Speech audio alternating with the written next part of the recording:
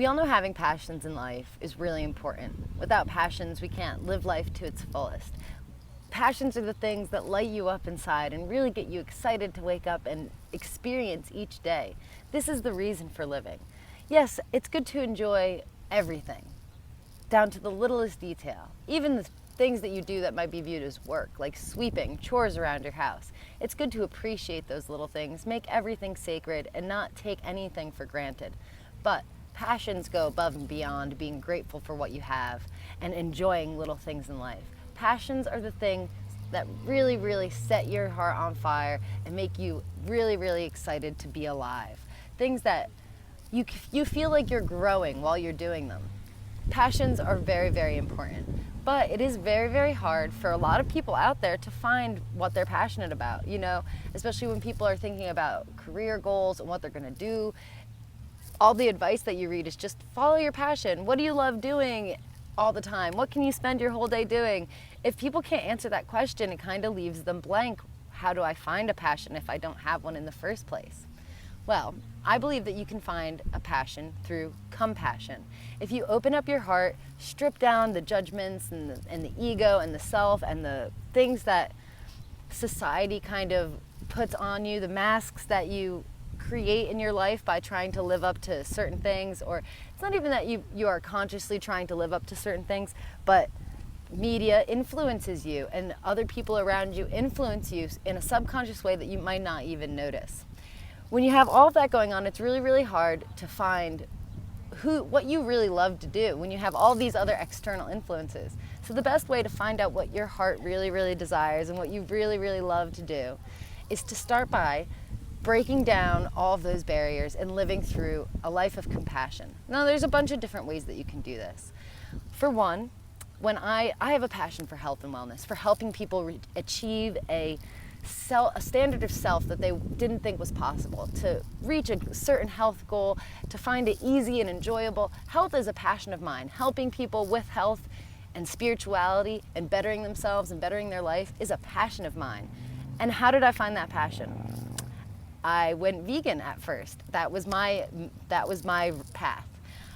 And when I first went vegan, I didn't actually even go vegan. It took me a little while. It took me years actually of being vegetarian to go back to actually being vegan. But it was through my veganism. I decided to become vegan through compassion. I loved animals and realized that I can get all of my nutrition without eating them. So I was like, okay, for ethical reasons, I'm not gonna eat animal products anymore. But at the moment, I thought what most people in America think, that eating vegan is really, really difficult and that you have to be very, very careful to make sure you're getting all of the adequate nutrition, which is a little ridiculous because when I was eating animal products, I was eating just junk food, and I did care. I remember asking my dad about like what was healthy, but I know that I wasn't eating very good. I was eating processed foods and animal products. That was the bulk of my diet. So anyway, when I decided to go vegan for ethical reasons, I decided to get a health book to like find out what I should be eating, something to help me out with my new diet. One health book in, I went vegan for ethical reasons. I bought one health related book to help me out with that ethical related decision, and I found a passion. I read it instantly. I read it so fast. Actually, it was a book on raw foods, and I got really, really into raw foods because not only did it talk about better health and like helping animals, which actually this book didn't even talk about helping the animals. That's why I went vegan, but this book talked about a certain kind of purity and excellence and performance level that the body can reach. I didn't realize that the body had all these amazing capabilities. I didn't realize that all of these diseases and sicknesses and things that happen to people were optional. We can choose to eat better and not have that happen to us. I grew up not eating healthy foods, so I wasn't used to vegetables. It didn't taste good to me.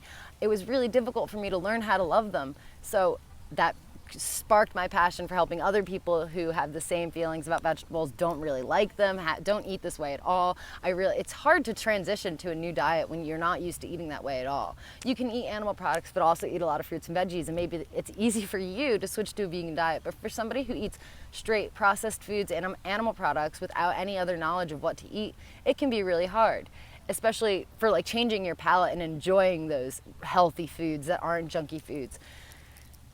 And my family was the same way. So that sparked my passion, not only for better health, but helping other people who thought that it was like this far-reaching goal.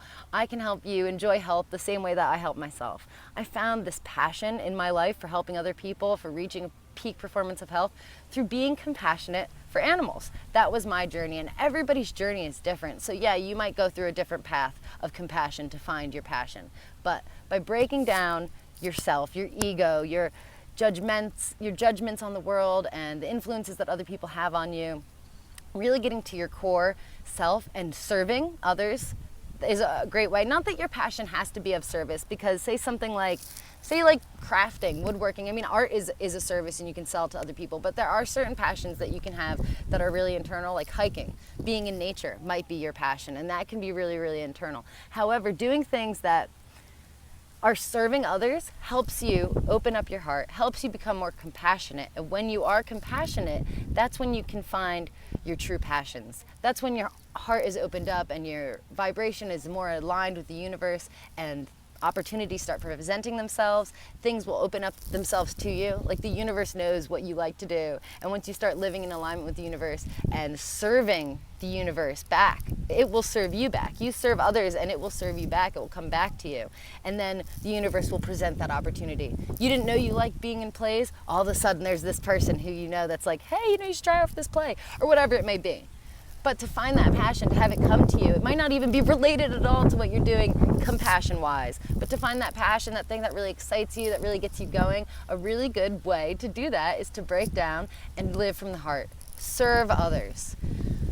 Do yoga. Yoga is also another really good way. Meditation, really get past all of those words, because a lot of the thoughts aren't yours. A lot of the thoughts that you're thinking aren't truly yours. They're external influences, things that get stuck in your realm of thought. And to be able to break through those, meditation, yoga, things like that, really, really help you find out what truly you desire, so you don't waste your time with other things that people might make you think that you would enjoy. I don't know, that's just some food for thought. I was thinking about it over there, that it was compassion that really helped me find my passion, and that I believe that it's not just the similarity in the two words, although that probably has some sort of meaning back in the day when those words were first created, which I think is very, very fascinating, the science behind words. But those two words are so similar that they probably have something to do with each other way back then also. I figured that little piece of advice might help you. I know a lot of people have a hard time finding their passion, and even if you've already found a passion, doesn't mean that more passions can't come. For example, I gave you my little story about how I got into health and wellness, but how I got really into actually wanting to coach people. I had a passion for music. I went on tour with the Grateful Dead, like a Grateful Dead related band, which is something I just loved to do. That was my passion at the time. I found somebody who I went on tour with, this really, really awesome girl I became friends with, and she went to integrative nutrition to become a health coach.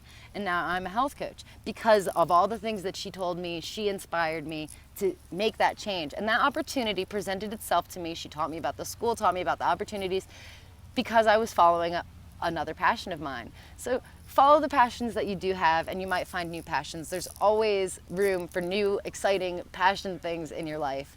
And if you're interested, in my health coaching, reaching a higher standard of health, reaching your certain health goals, finding it easy, not going down the wrong path, learning to actually enjoy health, and breaking down your spiritual barriers, finding out what you truly want, creating the life of your dreams through manifestation, all of these things can be yours, and I can help you out if you would like to work with me.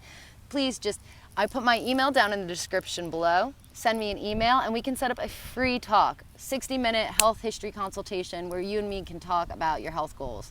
So just let me know. I hope this video helped you. Comment down below, like, share, subscribe, all that good stuff. I'll see you next time.